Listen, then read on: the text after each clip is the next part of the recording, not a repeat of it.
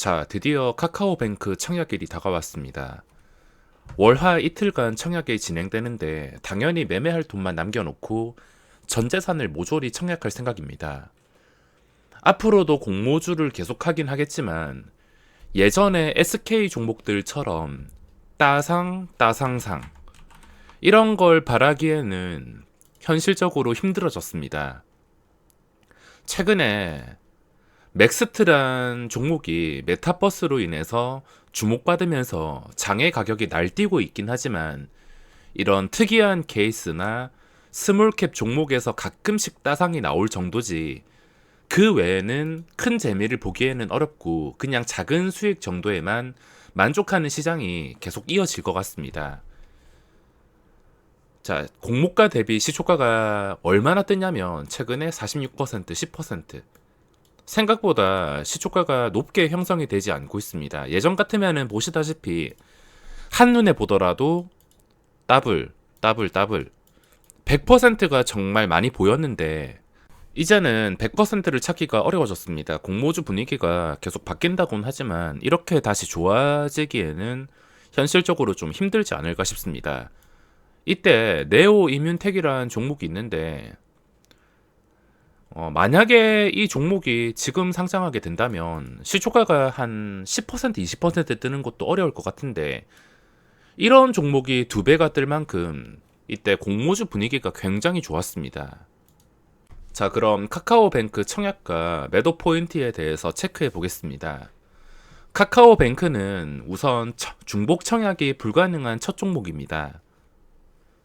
이때까지 계속 중복 청약이 되다가 그 전까지 전부 되다가 처음으로 중복 청약이 안 되는 종목이 나왔는데 그게 하필이면 마지막 기회가 될 수 있는 카카오뱅크입니다. 지금 공모 청약 일정 보시면 많은 종목들이 잡혀 있지만 이 많은 종목 중에 스몰캡 시가총액이 한 500억에서 700억 엄청나게 작은 종목들을 제외하고는 더블 갈 수 있는 종목이 없습니다. 더블 갈 가능성이 있는 카카오뱅크가 마지막 기회이긴 하지만 장의 가격을 보시면 공모가 대비 95%입니다. 더블도 아닌 상태이며 좀 안정권인 가격이 한 120%, 100%, 110%.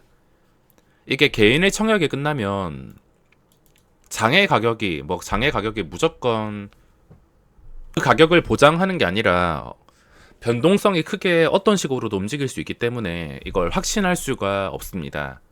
한 50% 정도만 참고를 하고 100% 확신할 수가 없는데 개인의 청약이 끝나고 당연히 현재가는 떨어질 것입니다.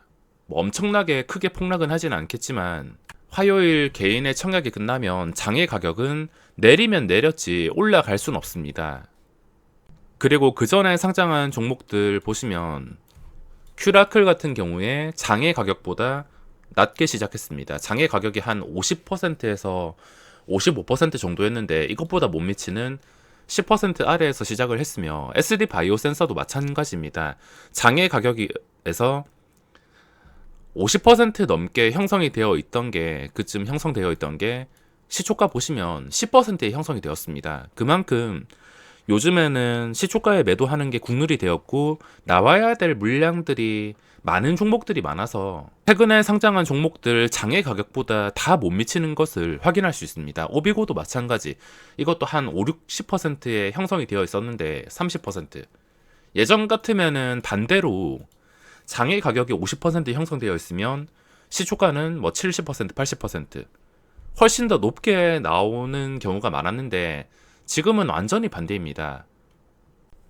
시초가에 나와야 될 물량들이 예전보다 훨씬 더 많아졌기 때문에 기관 투자자가 대놓고 받는 게 아닌 이상은 현실적으로 어려운 상태이며 SD 바이오 센서에서도 저는 치킨값만 챙기자 생각을 했는데 치킨값도 챙기지 못하겠습니다. 한 주당 5,000원.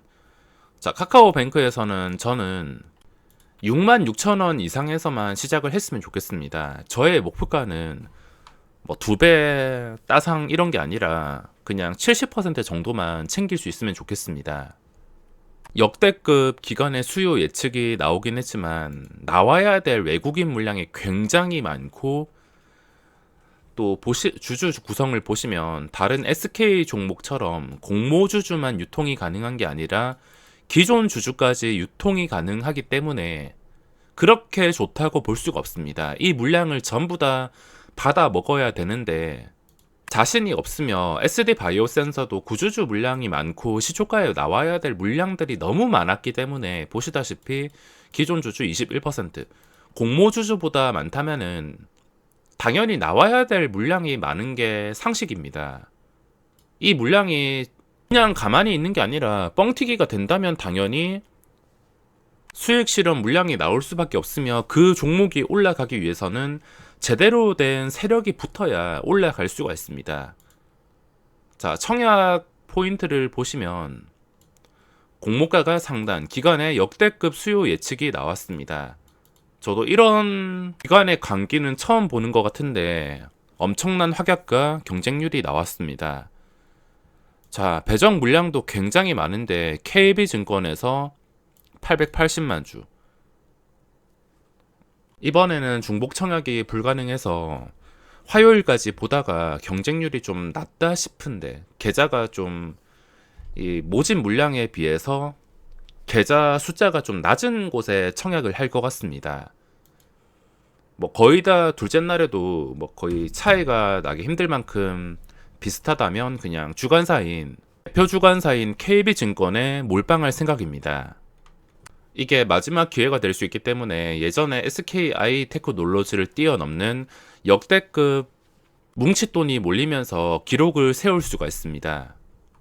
중복 청약이 불가능해졌으니까 한 증권사에 청약을 넣을 때 균등으로 10주를 넣으면은 한 잘 받으면 5주를 받지 않을까 싶은데 5주면은 20만원 정도가 됩니다. 20만원에서 70%만 먹으면 14만원, 그냥 공짜로 받는 돈이라 생각하면 되기 때문에 청약은 무조건 넣을 수밖에 없습니다.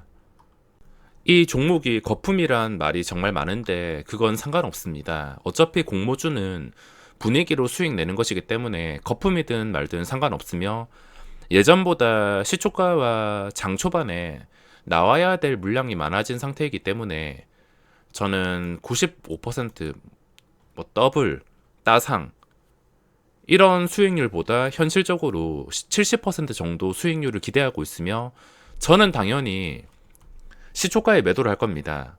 9시 전에 시장 최저가에 주문을 넣어서 해결을 시킬 것이며 만약에 상한가로 시작을 한다면 상한가에 잔량이 굉장히 많이 쌓인 상태로 시작을 한다면은 그때는 시초가에 팔지 않고 더블에 시작하고 VI가 풀리고 9시 2분에 VI가 풀렸을 때 상승이 나온다면은 그때 수익을 실현할 생각입니다. 어째 되었든 간에 첫날에는 무조건 정리할 생각이고 지금 공모주가 예전 같은 분위기는 아니기 때문에 어쩔 수가 없습니다. 큐라클이나 SD 바이오 센서 지금 보시면 결과가 좋지 않습니다. 만약에 이 두 개 종목의 결과가 좋았다면 카카오뱅크도 어느 정도 영향을 받아서 맥스트까지 있으니까 이거는 첫날에 당연히 따상이고 그 다음 날에도 상한가, 따상상이 될 가능성이 굉장히 높습니다.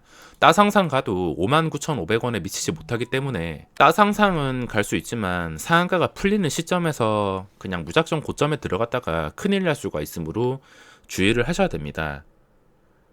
아무튼 아쉬운 것은 큐라클이랑 SD 바이오 센서 최근에 상장했던 것들의 결과가 좋지가 않습니다. 오비고도 신고가를 돌파하긴 했지만 장중에 이거 패턴 보신 분들은 아시겠지만 욕 나올 정도입니다. 제가 그 전에 패턴을 꼭 참고하라고 했는데 매매할 때 그 전에 패턴을 참고한다면 이 종목의 주포가 변태인지 정상인지 정말 편하게 올려주는 어떤 주포인지를 알 수 있는데 보시다시피 그냥 올렸다가 수직으로 떨궈버리고 또 올렸다가 수직으로 떨구고 끝까지 떨구고 이런 패턴을 정말 쉽게 찾아볼 수가 있었습니다.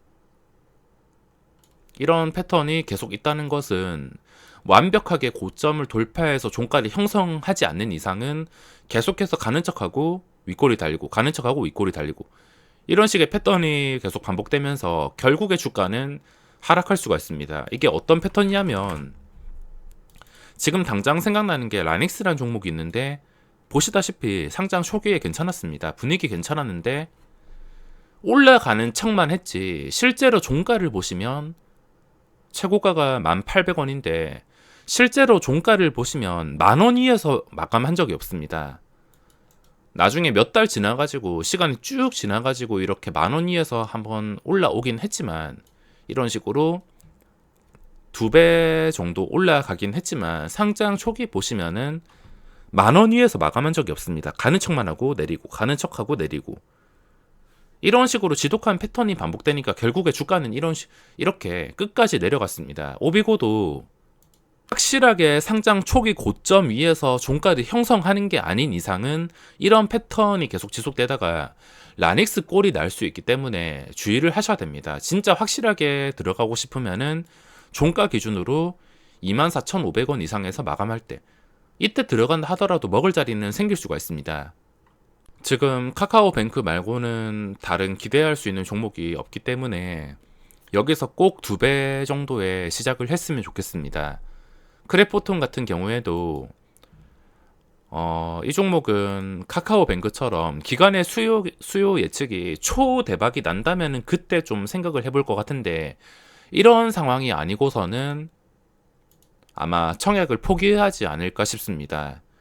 유통 가능 구조가 깔끔한 것도 아니고 보시다시피 기존 주주 물량이 굉장히 많습니다.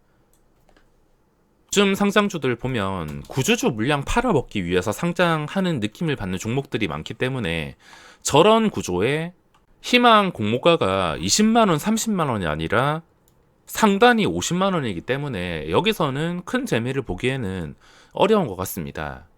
눈 돌아갈 정도의 기관의 수요 예측이 아닌 이상 거의 포기를 할 것이며 카카오뱅크 꼭 대박 났으면 좋겠습니다.